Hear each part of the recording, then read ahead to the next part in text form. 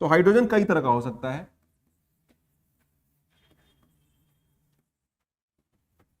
Okay, one is called the green hydrogen, दूसरा है grey hydrogen, तीसरा है ब्लैक हाइड्रोजन।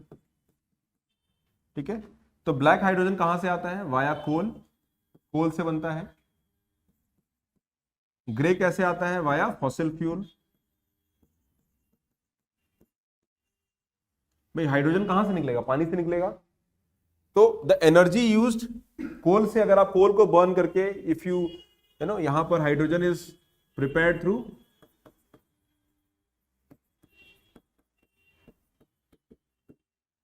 ठीक है, प्रिपेयर्ड वाया इलेक्ट्रोलाइजर। आप ब्रेक डाउन करते हो और आप हाइड्रोजन जनरेट करते हो। किससे? From water. वाटर तो अबंडेंट है, तो आपने कोल से बर्न करके आपने हाइड्रोजन जनरेट किया। फॉसिल फ्यूल से तो ग्रे हो गया एंड ग्रीन हो गया फ्रॉम रिन्यूएबल एनर्जी। यानी हम hydrogen, no hydrogen as a fuel, okay, as a fuel use होता है। तो एज अ फ्यूल सेल जो है इसमें रिलीज क्या होता है? Waste water. दैट मीन्स ये क्या है? क्लीन। ये जो होगा क्लीन होगा। अब इंटरेस्टिंग बात क्या है कि रिन्यूएबल एनर्जी से हम हाइड्रोजन बना रहे हैं और जो आउटपुट आ रहा है वो क्लीन, वो भी वाटर ही आ रहा है। तो रिन्यूएबल सोर्स से हम हाइड्रोजन बना रहे हैं, तो that is why it is called green hydrogen. तो गवर्नमेंट ने इसको प्रमोट करने के लिए we came with the concept called national green hydrogen mission. अब ये जितना आसान लग रहा है, it is not so simple as we are looking at it. Rockets हो गया, लिक्विड हाइड्रोजन, यस यस।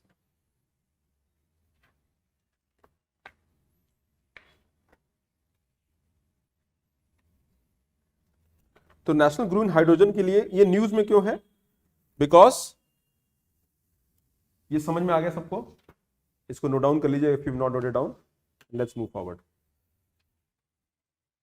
तो गवर्नमेंट ने एक प्रोग्राम लेके आई है जिसमें इस मिशन को इंप्लीमेंट करने के लिए government has come with certain incentive structure and mechanism. Now can you tell me, hydrogen as a fuel कहीं यूज होता है? और अगर यूज होता है तो प्रॉब्लम क्या है? It is very combustible. Hydrogen अगर आपके पास रहेगा तो आपको मालूम होगा कि हाइड्रोजन है। नहीं, ओडरलेस है। पहली बात तो ओडरलेस है, highly combustible, more combustible than petrol. ठीक है, तो hydrogen as a fuel start हुआ था। पहले एयर बलून चलाए गए थे, एयर बलून्स। आप जाके चेक करना, 1940s की बात कर रहा हूं।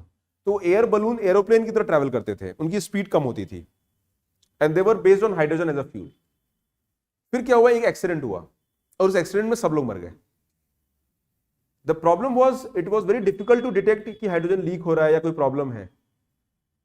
तो उस वक्त टेक्नोलॉजी तो हाइड्रोजन फ्यूल की, हाइड्रोजन बनाने की टेक्नोलॉजी तो थी, but as a fuel use करने की जो चैलेंजेस थे कि वो बहुत सारे थे। तो in the beginning we were using air balloons and people used to transport through air balloons. उनकी स्पीड कम थी and when the accident happened, ये अमेरिका में एक्सीडेंट हुआ था, तो सारे लोग मर गए ऑन बोर्ड, सभी लोग मर गए। Then it was believe that hydrogen as a fuel का फ्यूचर होगा, लेकिन अभी नहीं है। But today we have sensors and technology which can detect hydrogen. अगर hydrogen as a fuel use हो रहा है तो हमारे सेंसर्स को पहले ही दे कैन डिटेक्ट इट कि भी है, लीकेज हो रहा है, क्योंकि प्रॉब्लम लीकेज से होगा। लीकेज हो रहा है, पता ही नहीं आपको, आग लग जाए, और आग लगेगा तो मतलब छोटा मोटा आग लगेगा, ब्लास्ट होगा, खत्म हो जाएगा जो भी है। तो दैट इज दूसरा प्रॉब्लम हाइड्रोजन के साथ। एक और है, उसको स्टोर करना भी चैलेंज है। आपका जो एलपीजी गैस है कंप्रेस हो जाता है, तो हाइड्रोजन जो कंप्रेस भी करेंगे तो it requires more surface area, तो उस पर भी काम करना है। इसीलिए इन्होंने लिक्विड हाइड्रोजन की बात करी। आप लिक्विफाई कर देते हो उसको कंप्रेस कर देते हो, बट सेम प्रॉब्लम है, लिक्विफाइंग का जो कॉस्ट है वो भी ज्यादा है। तो वी स्टिल नीड R&D, हमें इसमें रिसर्च करना है। Now hydrogen as a fuel is available and functional. The only thing is how do you bring the cost of this और इसके लिए इनोवेशन करना होगा, R&D करना होगा, और इंडिया के फ्यूचर एनर्जी नीड्स यहां से मीट हो सकते हैं. That is why government has promoted national hydrogen mission. अब नेशनल हाइड्रोजन मिशन का जो गवर्नमेंट का स्कीम है उसका जो नाम है वो है SIGHT program, strategic intervention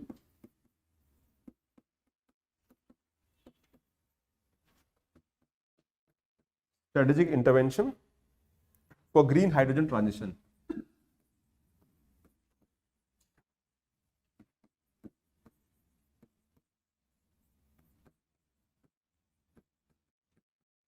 green hydrogen transition, इसका नाम है साइट प्रोग्राम. ठीक है, इस प्रोग्राम का ऑब्जेक्टिव क्या है, ऑलरेडी आपके नोट्स में दे रखा है.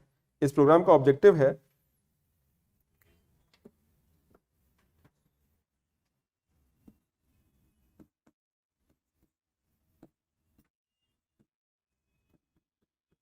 Domestic electrolyser and manufacture domestic electrolyzer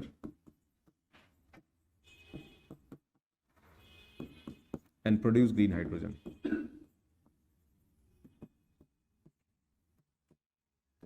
तो इस प्रोग्राम में इंसेंटिव्स एंड रूल्स, और इसका जो बजट है वो 17,000 करोड़ का है, 17,490 करोड़. यानी इतना सरकार पैसा खर्च करेगी टेक्नोलॉजी पे.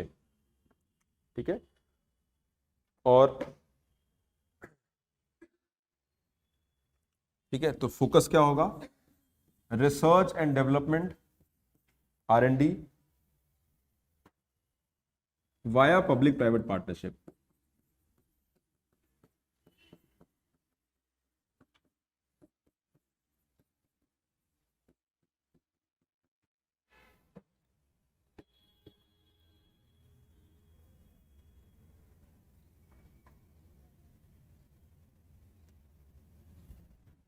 सोलर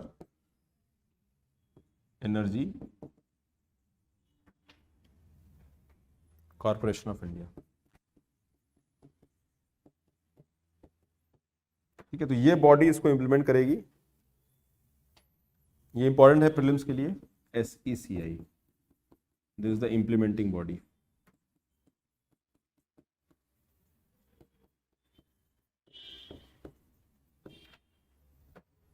राइट गाइस, तो ये जो प्रोग्राम है इसका ऑब्जेक्टिव है कि national green hydrogen becomes, production बढ़ जाए, स्केलेबल हो जाए, डोमेस्टिक यूज के लिए अवेलेबल हो, and the cost should also come down.